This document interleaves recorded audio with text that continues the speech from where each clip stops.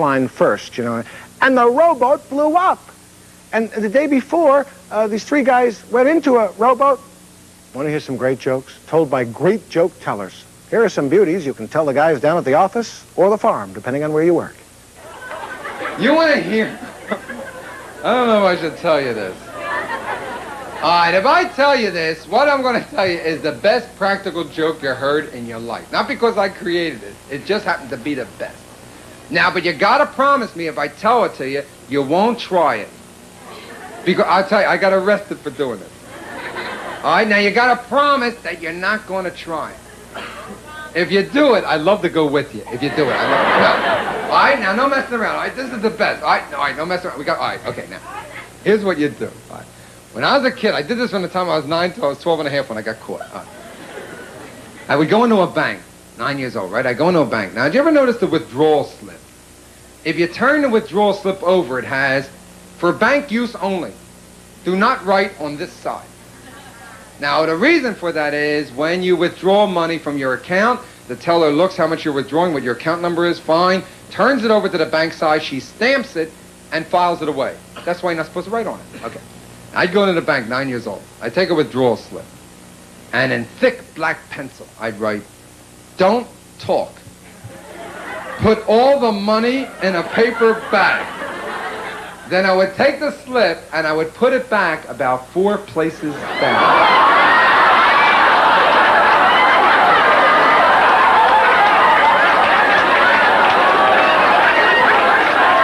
Did I tell you it was good?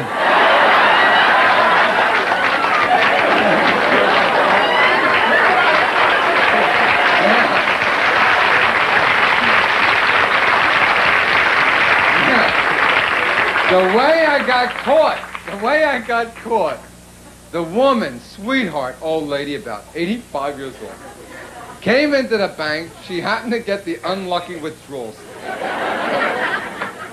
She took it, she filled it out for whatever her withdrawal, $20. She went up to the teller. She handed it in. The teller took it, turned it over.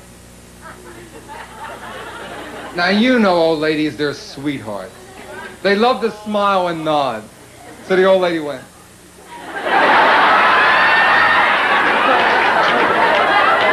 And the teller starts stuffing this money. And now the old lady's going. And someone rang the silent alarm. And the gates closed. And the guards took out their guns. And I was the only other person in the bank. I was in the corner laughing my ass off. Hey, here's some story. This lady called her doctor. She said, "Doctor," she said, "I hate to tell you this, but you're giving me the wrong hormone pills." Doctor said, "This is more, Mrs. Hanson." She said, "I couldn't make a mistake like that. I'm 47 years in business. I couldn't do that." She said, "Listen, man, you gave me the wrong hormone pills." Doctor said, "Well, how do you know I gave you the wrong hormone pills?" She said, "Well, I got hair growing down my chest." She said, Doctor said, "Well, how far down is it growing?" She said, "Down to my dick." And no more than 100 yards from the Sands Hotel on the Strip in Las Vegas. You're not going to believe this. A tall black man was beating up a little Jewish guy. Policeman came along. "What are you hitting him for?" He said, "Call me a black bastard." He says, "Why did you call him?" He says, "I didn't call him a black bastard. God forbid. My goodness, he looks to me like a fine gentleman." He asked me, "Where's the Sands Hotel?" I said, "You're a black bastard." Ruth Revere, 6 o'clock in the morning, she said, "Where are you going, Paul?" And he drew himself up proudly, said, "I'm a Minuteman." And she said, "You're telling me?" A man bragging about his new hearing aid. He says, "This is the best hearing aid I've ever had. $1,500. His friend says, "What kind is it?" He says, "Hep-4." Cary Grant's my idol. Cary Grant's been on my boat. Cary Grant used to be my idol. I beg your indulgence for what you're about to hear. It's the God's honest truth. Doing a benefit last year. Cary Grant, my idol, and myself. I'm walking to the men's room. Cary Grant is coming out. Cary Grant, my idol, is wet in the front. Cary Grant made pee-pee in his pants. I was in a state, I couldn't believe my eyes, and I told him, I said, "Cary Grant, my idol, you made pee-pee in your pants." He says, "Oh, I didn't make pee-pee in my pants. I was in the men's room, and some guy turned to me and said, 'Ain't you Cary Grant?'" Sue Kid. told me a Korean joke. It's about a father in Korea that says to his son, "미동기 빠치네치 여모도 어머저 칭지 아모 여기 칭기 아모 허사지 지모에 칭기 아오 여등기 사이기요." So the kid says, "보세요, 링기지 여모 여기 치 아모 치 이징이 뭐 된게 아오 된지 정기시." So the father said, "보수 우징기 아오 여등기." Did you hear this before? Recently in Las Vegas, we're at the Sands Hotel.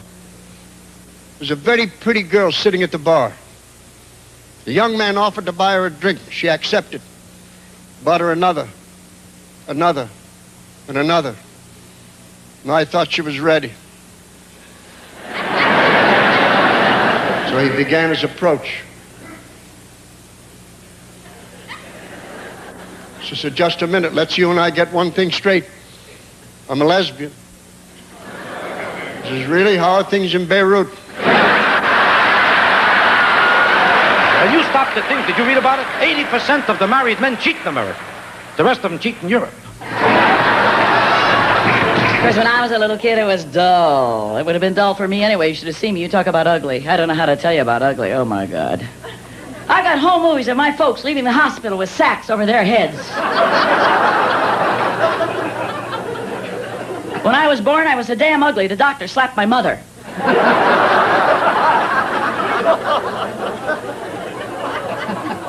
My father asked the doctor, "Is it a boy or a girl?" He said, "No." He said it was the first full-term miscarriage he'd ever witnessed.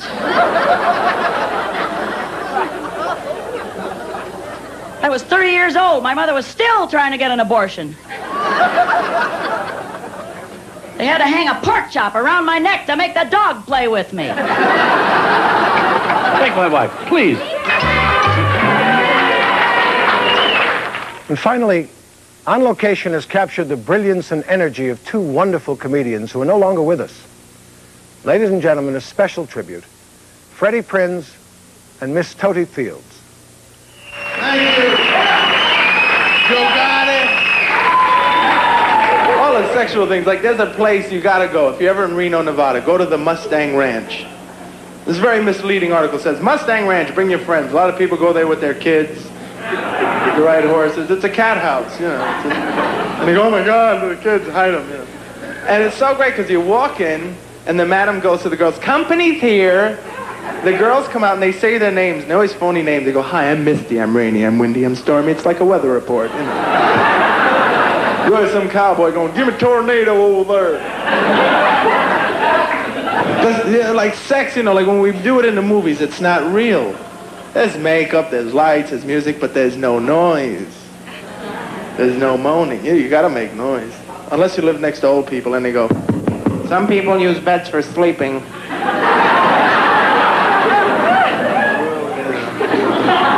But you gotta scream and, you know, make all those promises. "Oh my God, that's so good. Don't move, just stop right there. That's it, just stop, don't move."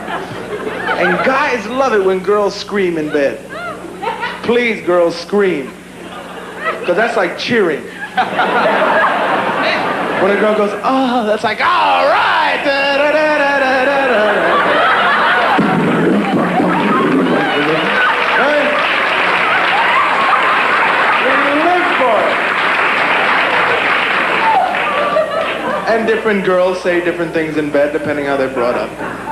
It's like Jewish girls who are repressed when they're young. They read a lot about sex, and they sound it years later. They say things like, "Oh, that felt so good," she said with an ecstatic grin as she flailed her arms wildly.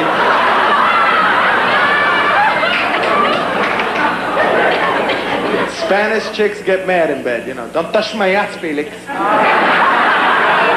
on, you're not Greek. Don't get freaky here. I'm going to say, "Thank you, God bless. We love you. Thank you and good night."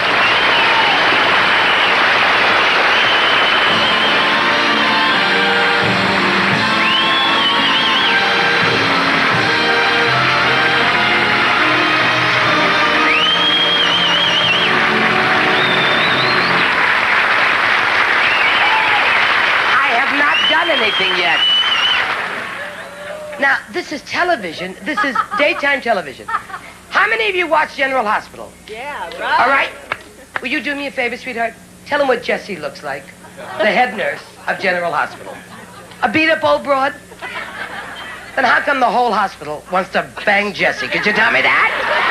She bends over for a bedpan. Jessie, bang! I was going to give up show business and go into bedpans. Do you remember when her husband, Phil, was believed killed in the airplane crash? Right? Do you know they told Jessie, went to a commercial, came back, Jessie had remarried. My God, she took that hard, didn't she? Only Phil came back, paralyzed from the neck down. Jessie had already married Peter.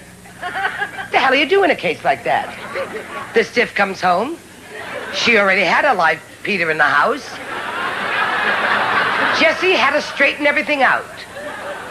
And oh my God, the day she went to that hospital, as Phil lay paralyzed, and she said, Phil, they talk like that, Phil, Phil, I want to speak to you, Phil. And Georgie and I were going on the road for 6 weeks. I said, oh, gee, I'm going to miss the good part now. Do you know I came home after 6 weeks, turned the set on? She said, did you hear me, Phil?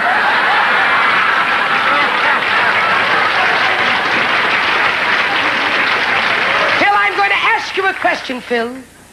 Our lives depend on it, Phil. If the answer is yes, blink twice. Do you hear me, Phil? Blink twice. Did you knock up Diane, Phil? And he went, how many times did he knock up Diane? Twice he knocked up Diane. And tell him, who is Diane married to? Peter. Peter! And then they put Diane in jail for killing Phil. Did she do it? No, she didn't do it. Augusta did it. And tell him who knocked up Augusta? Peter! Peter!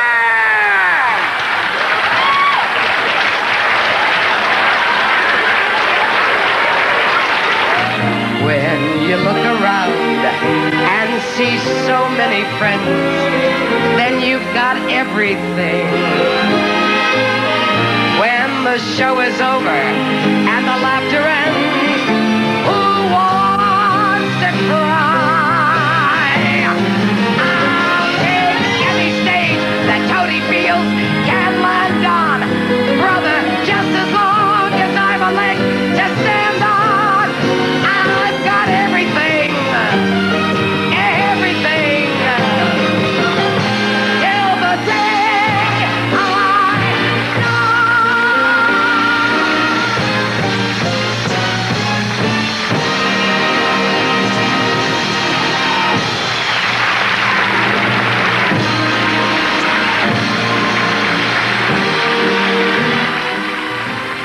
What could I say now to top what you've seen? Fantastic. Sort of a bit of an historic journey for American stand-up comedy. And HBO will continue that journey in the years to come. Take Robert Klein, please. Who is this man?